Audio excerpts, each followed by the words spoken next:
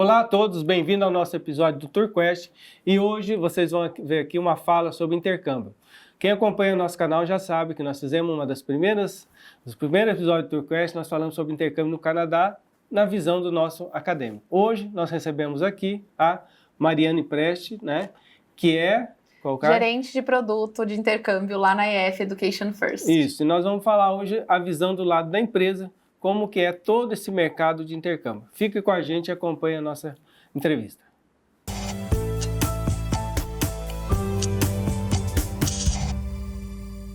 Bem, Mariana, obrigado por ter vindo, obrigado por estar aqui no nosso eu que agradeço o convite. Episódio, né?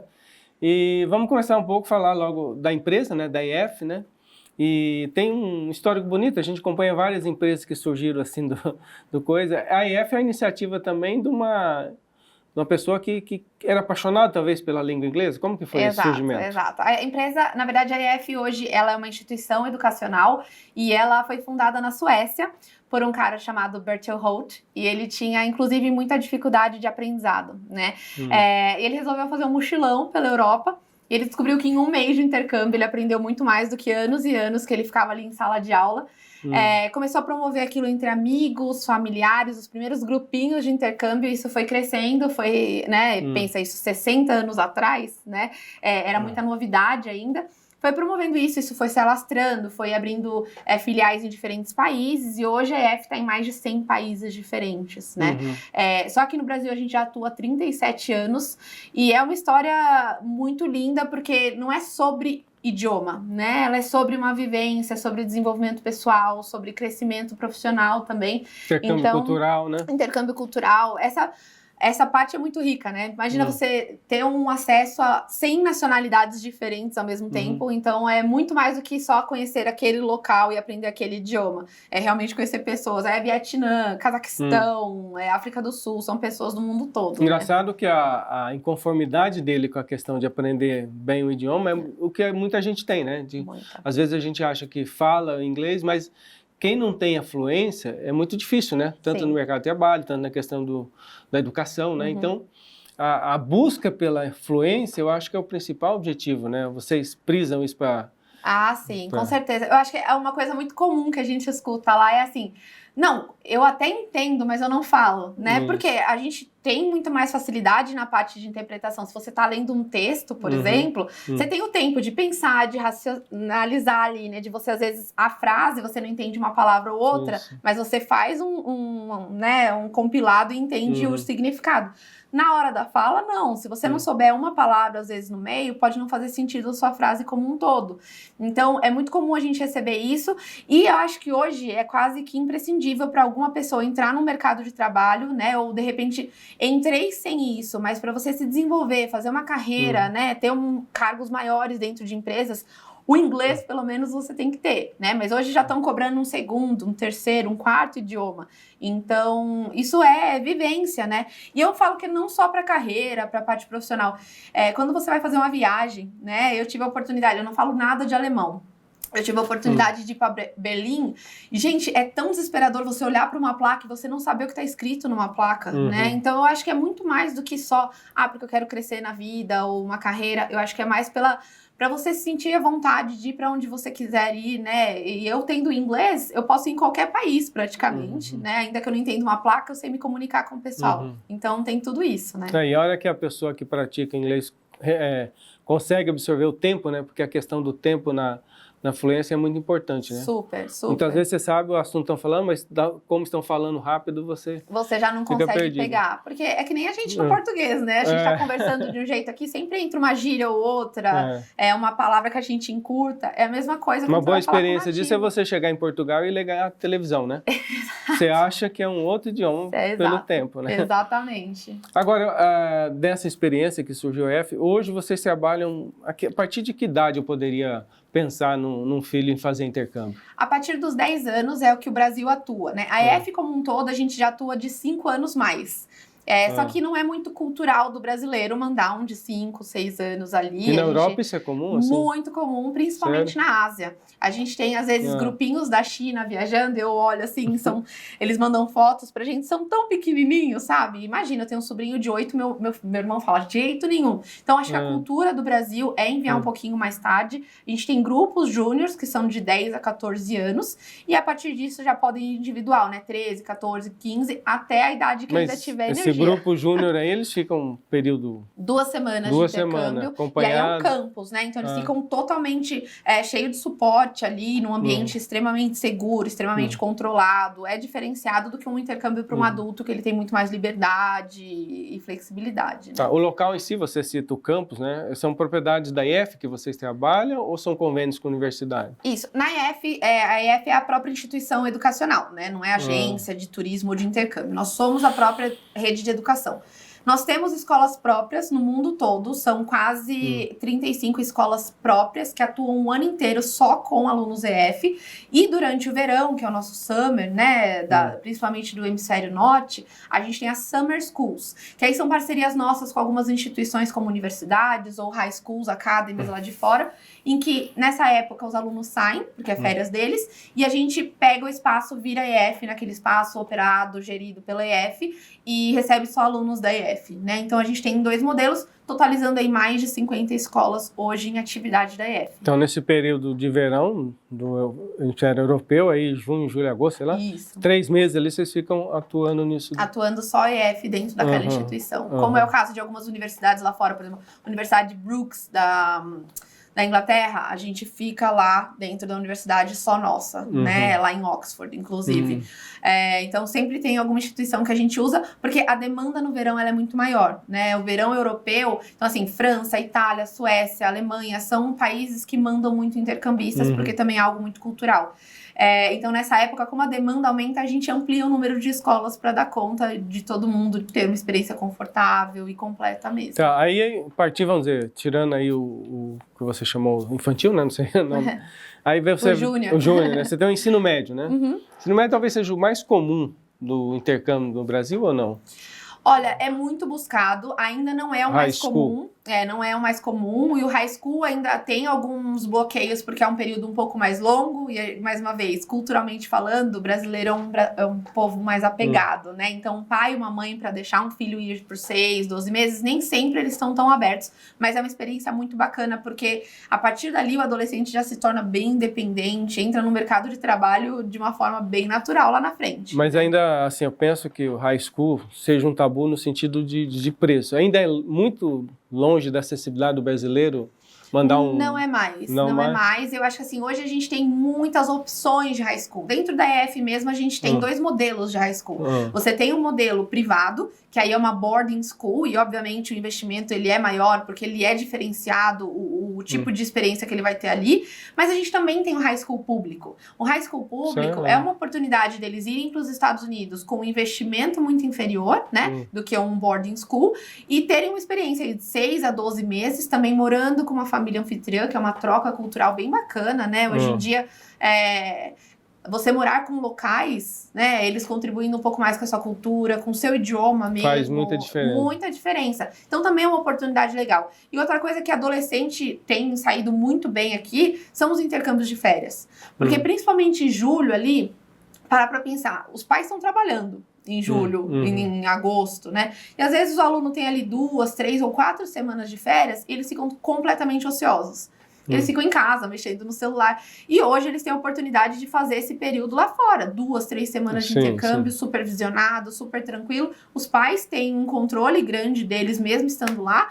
E eles não ficam ociosos aqui. Em dezembro e janeiro, aí já diminui um pouco a demanda, porque os pais viajam já, eles têm as férias com os filhos e tudo mais, né? Mas então, sempre tem algum modelinho que vai encaixar com a necessidade e o perfil daquele aluno naquele momento, assim. Agora, voltando ao que você falou do high school público, vamos dizer, você citou no caso dos Estados Unidos. Mas lá, as escolas públicas? Escolas públicas dos Estados Unidos. Aí é uma oportunidade legal, porque você também fica convivendo com nativos, né? Você vai estar estudando numa escola americana com americanos e um ou outro intercambista. Aí, no caso, ele não pagaria a escola, pagaria o quê? A residência na semana. Exato, a residência, acomodação, alimentação, que está incluso ali também, né? Então, o pacote como um todo, eles vão para uma das nossas escolas para fazer primeiro a parte de ambientação e orientação, depois eles são alocados nas famílias e nas escolas deles. Então, tem esses dois modelos. Enquanto no outro é boarding school. Eles chegam lá direto na escola da EF, estudam o ano inteiro na escola da EF, e aí dentro de sala de aula é um mix cultural muito grande, porque são todos intercambistas, né? Um ou outro nativo só que tem. Então, são modelos hoje que oferecem diferentes propostas, né? Até então aqui, nós estamos falando aí da high school, é o comum que a gente ouvia, né? Mas a gente sabe que hoje, por exemplo, tem até intercâmbio aí para mais de 50 aí que a gente vai falar disso. Sim. Mas quais são os outros níveis que tem? Eu passei do high school, estou na universidade, por exemplo. Exato. E talvez não tenha tanto dinheiro para fazer uma coisa. Existe uma forma de eu fazer intercâmbio, ir lá, estudar e ainda ganhar? Você podia trabalhar? Sim, tem muitos métodos de intercâmbio, principalmente o 18+, aí é uma infinidade de opções, né? Então, eu diria que, basicamente, quando a gente está falando de um 18+, seja universitário ou seja profissional já, que se formou recentemente, ele pode tanto fazer uma imersão curta, mais intensa, por exemplo, 1 mês de imersão, que ele faz ali, eu tenho férias do meu trabalho, ou férias da universidade, em 1 mês eu vou focar nisso, e ele vive uma imersão bem grande, a gente escolhe um destino que tem pouquíssimo brasileiro e tudo mais. Ou ele tem os longos, que a gente chama de long term, né? Que são os de longo prazo. 6 meses, 9 meses, 12 meses. E alguns deles têm até a opção de você ir para trabalhar e estudar. Então, quando você tem a opção de trabalhar e estudar, às vezes você investe no intercâmbio, parcela ali, e durante o seu trabalho no intercâmbio você quita o seu investimento do próprio intercâmbio, né? Além disso, obviamente, a gente tem muitas empresas hoje que ofertam créditos estudantis, que facilitam pagamentos em até 40 vezes, né? Então, tudo isso vai possibilitando tornando cada vez mais acessível o intercâmbio, que antigamente era o quê? A gente sabe que era só quem era de escola privada, só um ou outro, você dificilmente escutava no seu meio pessoas que fizessem intercâmbio. E hoje em dia, se você comenta, pelo menos um ou outro no círculo de amigos já fez. Então, cada vez mais a ideia é popularizar, porque o europeu, o americano, tem muito acesso a isso, enquanto a América Latina sempre sofreu em conseguir isso, né? E a ideia aqui é popularizar a ponto de todo mundo ter essa qualificação. Sim, né? Na minha época era um acontecimento na cidade. Meu Se alguém Deus, da cidade né? fosse fazer intercâmbio, era acontecimento. Ao contrário também, quando eu recebia um intercambista, era uma festa na cidade. Né? Todo mundo queria recebê-lo, né? Agora, por exemplo, se você fala do high school, dessa escola pública, vamos dizer, sem dizer valor específico, mas é acessível para a classe média quanto? Quanto custaria isso? 20 mil dólares, 10 mil? Como mais 20 mil dólares o ano inteiro. O ano inteiro. Né? Então, o ano inteiro em que você já tem incluso acomodação, a vaga na escola, porque também tem isso, não basta só você chegar e se inscrever, tem que ser escolas que sejam credenciadas para receber um intercambista, a parte de alimentação, a parte de várias atividades que também já estão inclusas extracurriculares, né? A parte de orientação para aplicação de visto, documentação que é necessária para aplicar para um visto como esse. Então, é um investimento que está uma média de 20 mil, um pouco menos ali, por ano. Né? Então, é algo que pode ser parcelado, é algo que pode ser organizado. E hoje em dia, quando a gente pensa em high school ainda, a gente olha para escolas aqui, escola privada, a mais simples possível, se você juntar o dinheiro, né, do ano inteiro, às vezes dá muito próximo de um intercâmbio lá fora. Né? Com certeza. Outra coisa, além dessas opções que você falou de alguma, mas, por exemplo, eu não estudo, não estou na escola, eu quero fazer um intercâmbio mais específico, vamos dizer assim, mais focando no trabalho do que talvez no estudo da língua. Isso também existe? Também, o intercâmbio ele sempre vai ter uma proposta de imersão cultural e desenvolvimento de um novo idioma, né? Então, sempre está por trás de alguma experiência como essa, ou muitas vezes o intercâmbio em que o idioma vai ser consequência, né? Como é o caso do au pair, por exemplo. É um intercâmbio em que você vive um ano inteiro, né? E com probabilidade ainda de extensão para mais 6, 9 ou 12 meses, em que você fica com uma família, morando na casa dessa família e trabalhando para essa família com cuidado das crianças da família. Você tem ali uma carga horária semanal, você tem um salário semanal e você não tem custo morando na casa da família. E pensa, um ano inteiro morando, o inglês é o mínimo que você vai conseguir ali, né? Porque é o dia inteiro as crianças falando inglês, os pais falando inglês.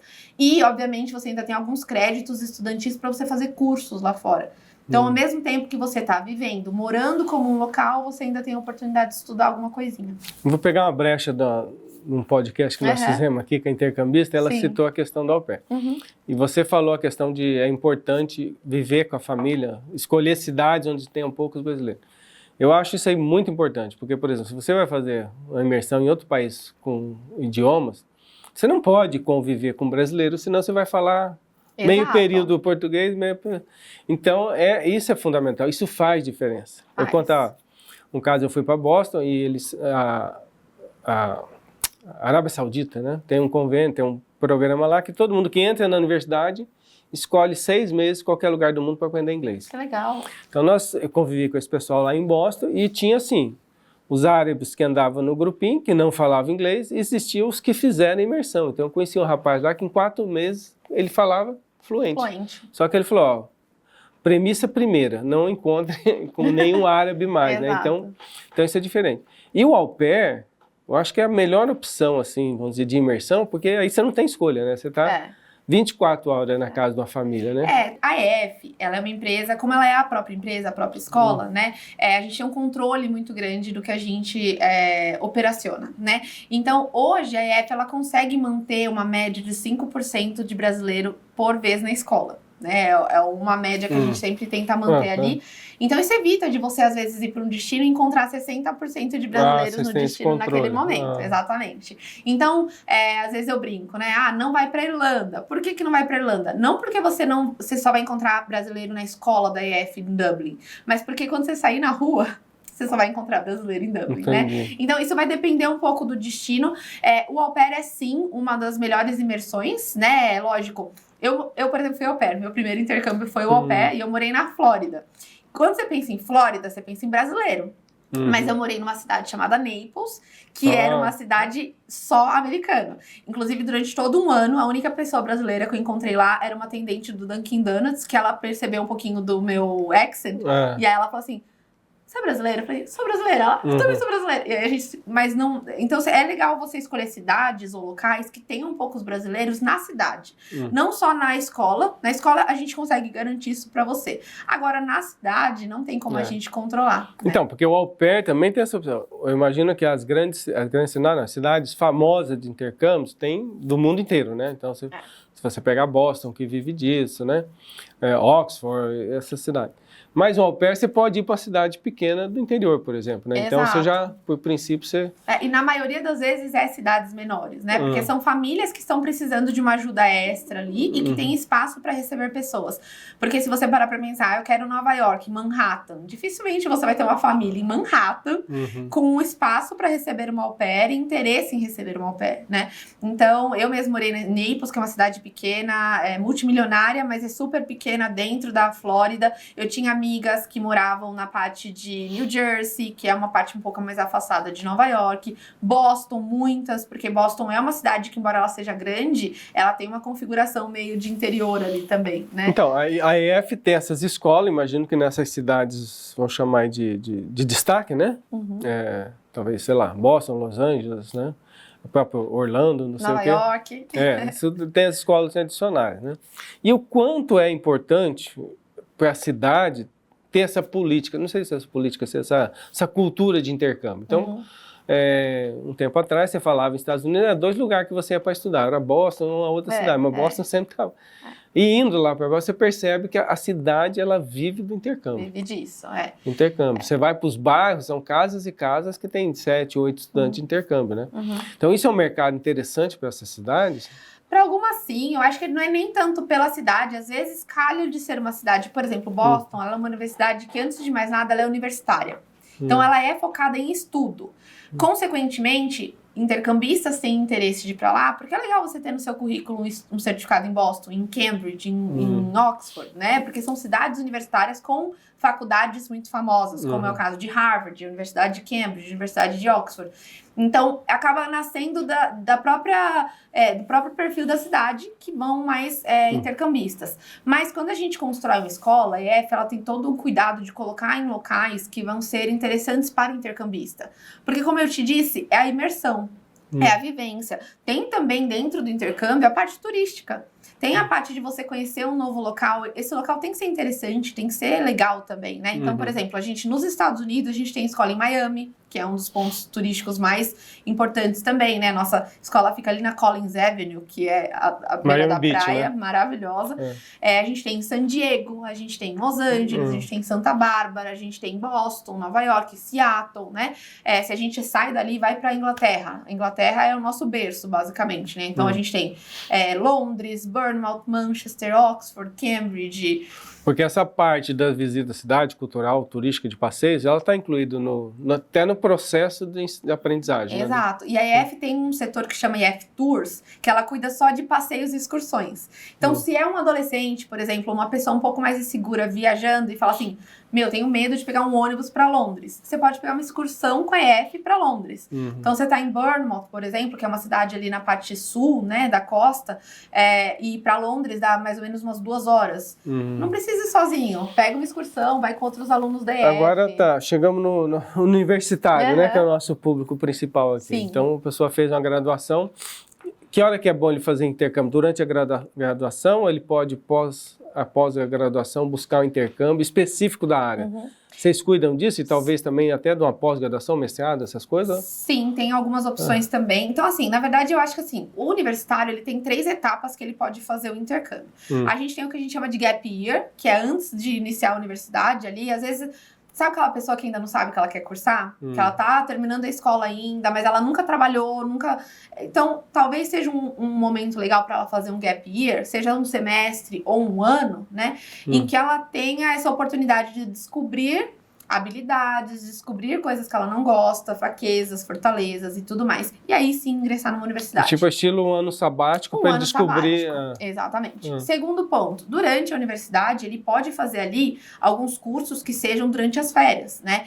Tanto focados no idioma, e os nossos cursos também têm, dentro do curso de idiomas, várias eletivas que eles podem fazer que tem a ver com o que ele está buscando. Então, um Business English, ou inglês para jornalismo, ou inglês... Ele vai modificando esses cursos. Mas isso tudo dentro da escola IF. Dentro da escola IF, exatamente. Aí, um terceiro objetivo pode ser assim que você termina, né? E você faz o que a gente chama de um Advanced Diploma, que você vai por um período ali de 6 meses com uma graduação internacional do que você já estudou aqui no Brasil. Então, vamos supor, estou fazendo turismo aqui no Brasil. Você pode fazer um Advanced Diploma lá de turismo e hotelaria, e aí você sai com um certificado internacional além do seu certificado nacional. Então, você sai com dupla graduação. Seria um curso técnico. Exatamente. Mas ainda dentro das escolas EF? Ainda dentro das escolas EF. Tem as escolas específicas. Exato.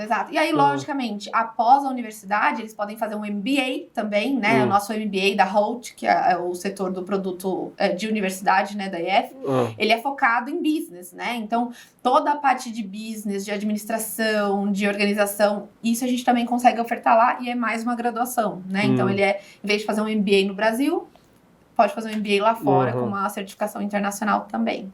Aí no nível de doutorado não tem, aí só com as universidades.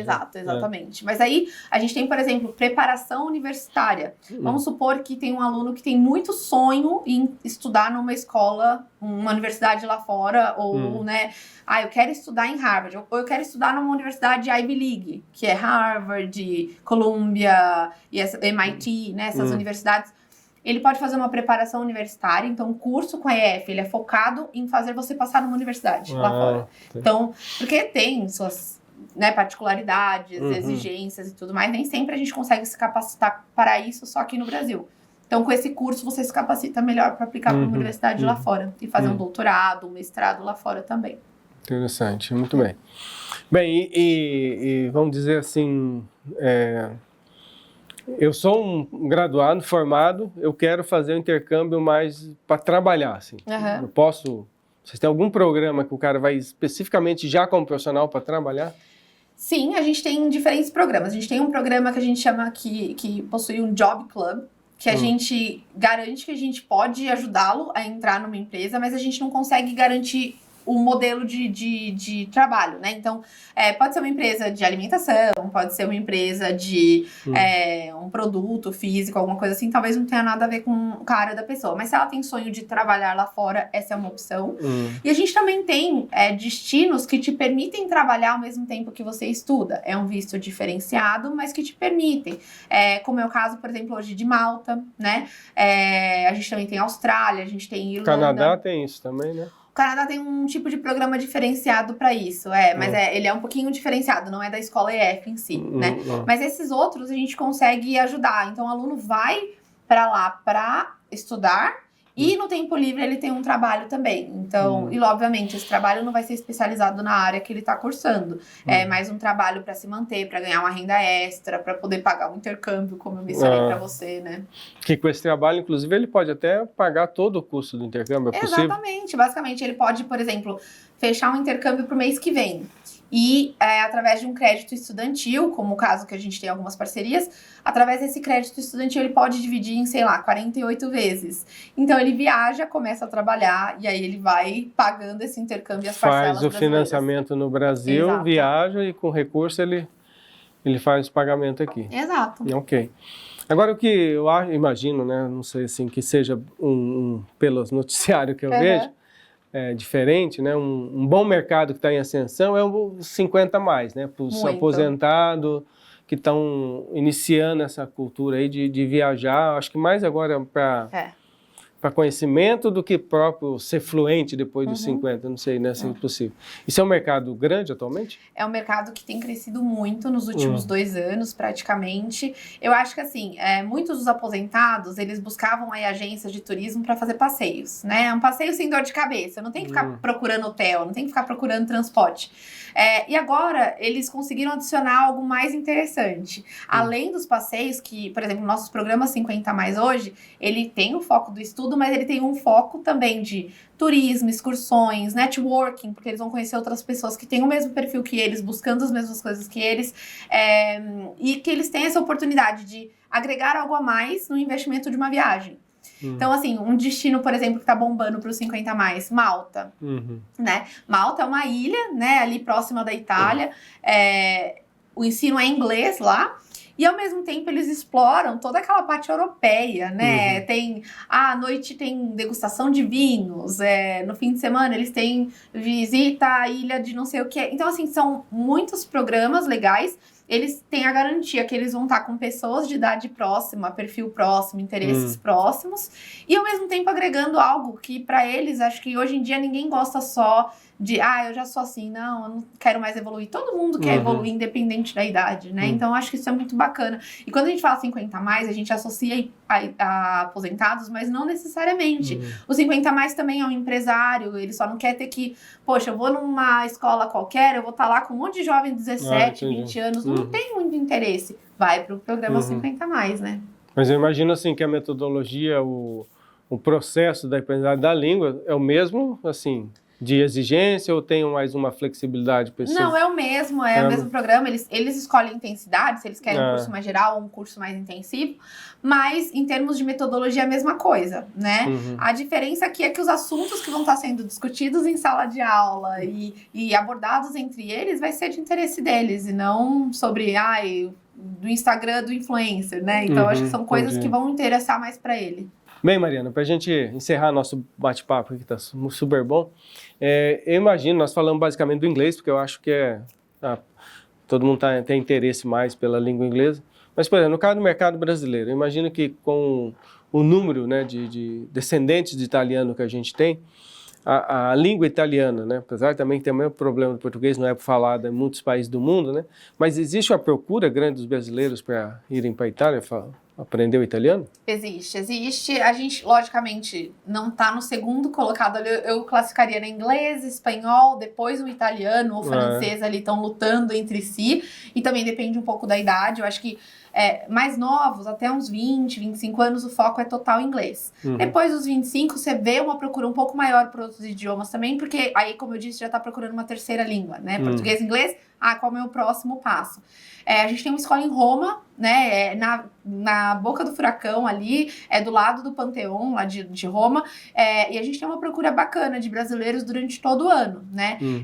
Mas a gente também tem uma procura grande para Nice e Paris, né? Que são nossas escolas lá na França.